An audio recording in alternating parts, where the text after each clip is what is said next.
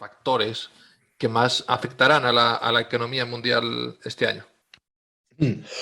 Perdonad. Yo creo que el primero, evidentemente, al final siempre hay novedades, hay que hacerse la idea y contra estas o a favor de estas lo que hay que, bueno, pues sobre todo normalmente hay que tener liquidez o parte de la cartera en liquidez, me refiero en fondos a lo mejor muy tranquilitos, que no dan mucho pero, o no dan nada, pero que nos permite aprovechar los movimientos del mercado, porque al final lo que más afecta a los mercados es lo que es desconocido, lo que llega de la nada, y Dios quiera que no sea un nuevo virus, pero este tipo de cosas son las que más afectan a los mercados. Pero con lo que tenemos ahora, y probablemente ahí no nos equivocamos mucho, lo primero o lo que más puede llegar a influir es lo que ocurra con la inflación, sobre todo porque dependerá de eso lo que hagan los bancos centrales. Y esto ahora mismo siempre es muy importante, ¿eh? Esto es casi como siempre los mercados, lo que hagan los bancos centrales es casi la clave, son los que fabrican el dinero, con lo cual es evidente que siempre va a afectar mucho, fabriquen o destruyan, dependerá de lo que estén haciendo. Entonces, ¿cuál sea la inflación? Y sobre todo, si cambia lo previsto. Es decir, ahora ya saben, por ejemplo, ayer en Estados Unidos salió una cifra de inflación brutal, un 7%, y el mercado, de hecho, subió ligeramente. ¿Por qué? Pues porque ya lo esperaban. Lo que habría sido una sorpresa es que hubiera sido un 8, y eso sí que habría sido muy grave, o al revés, que hubiera sido mucho más baja. Por lo tanto, en la medida en que la inflación se mueva, donde más o menos ahora se piensa que se va a mover, es decir, que pueda decaer algo en el corto plazo, baje, o sea, se vaya a corto medio plazo, se vaya moderando. No se sabe, bueno, hasta dónde. Unos opinan como en el BCE la señora Lagarde pues piensa que va a volver a donde estaba antes de la pandemia, cosa que me parece muy optimista, pero bueno, puede ser eso,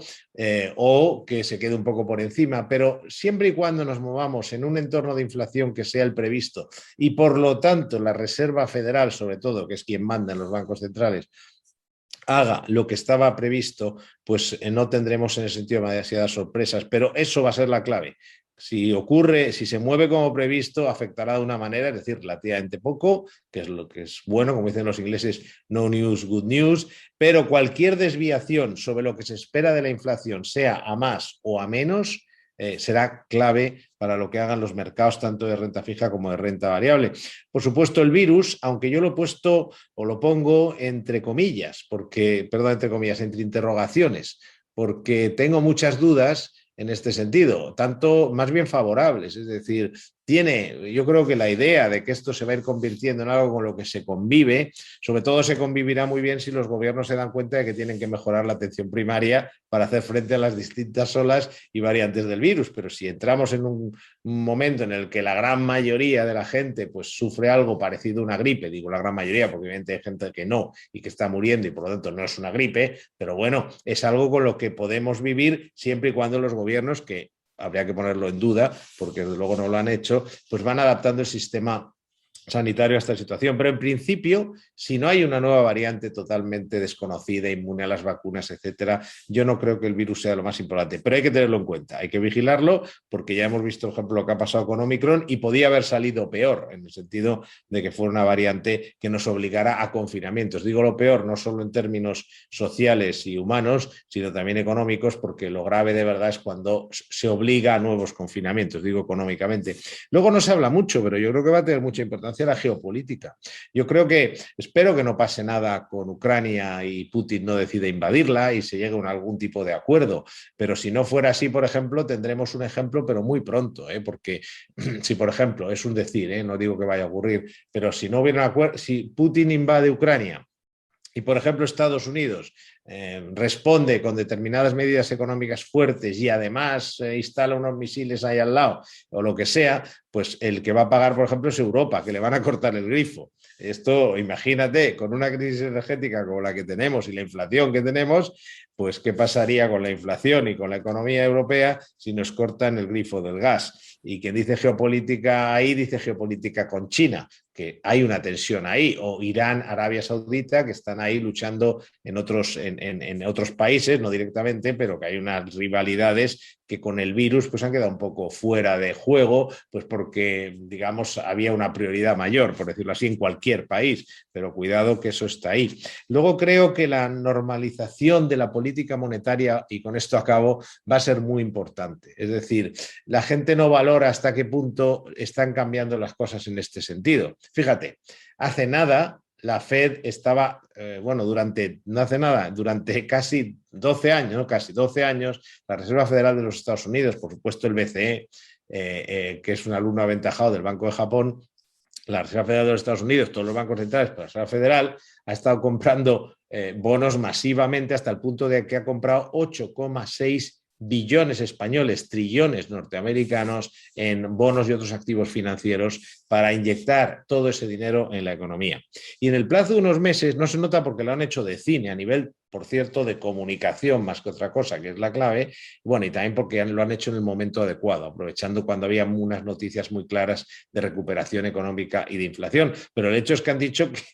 es un cambio de rumbo total, es un giro en 360 grados casi, bueno, no, ahora lo que vamos a hacer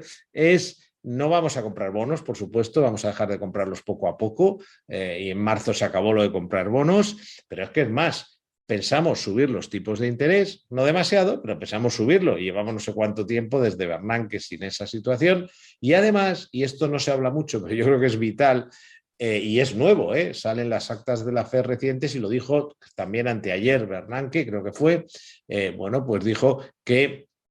ahora además planea reducir el balance, que hablando en plata significa no voy a renovar los bonos que vencen y es que además es muy probable que venda bonos. Fíjate el cambio de que la Reserva Federal de Estados Unidos pase de estar todo el día comprando bonos, por lo tanto inyectando liquidez, a drenar liquidez, es decir, a dejar a vender bonos. Imagínate lo que puede ser esto para los bonos, si llega a ocurrir, porque todavía está por ver, pero lo ha dicho, y esto es importante, que es una posibilidad y cómo puede afectar al mercado, sobre todo al de bonos, pero algo también podía afectar al de acciones, aunque depende de los sectores. Esto es muy importante, puesto que no afecta igual ni la inflación, ni la retirada de estímulos, ni el cambio en política monetaria, por ejemplo, a la tecnología, por eso están ahora tan asustados, o por lo menos eso piensa el mercado, que es lo que importa, es el que fija los precios, como a otros sectores. Y esto yo creo que sería un poco el resumen de lo que nos va a mantener atentos a lo largo del año, que conozcamos ahora. Que digo que según comentas, tenemos unos ingredientes que podrían hacer un cóctel realmente explosivo, por así decirlo de alguna manera, ¿no? No necesariamente para mal, más bien puede ser para mal, yo creo que sobre todo volatilidad, pero quiero dejar claro, no quiero entrar en el grupo de los economistas alarmistas que siempre hablan de que se nos va a caer el mundo encima. Estos son cosas que pueden cambiar, pero que igual que perjudican a unos activos, benefician a otros. Y perdona que te he cortado, pero quería dejar eso claro, que hay mucha gente que vive de meter miedo. ¿Vale? No, está bien hacer esa puntualización porque siempre se dice, donde hay no se cierra una puerta, se abre una ventana, con lo cual hay que buscar siempre oportunidades que puedan ser beneficiosas, ¿no? Para nuestros ahorros y para nuestras inversiones, ¿no?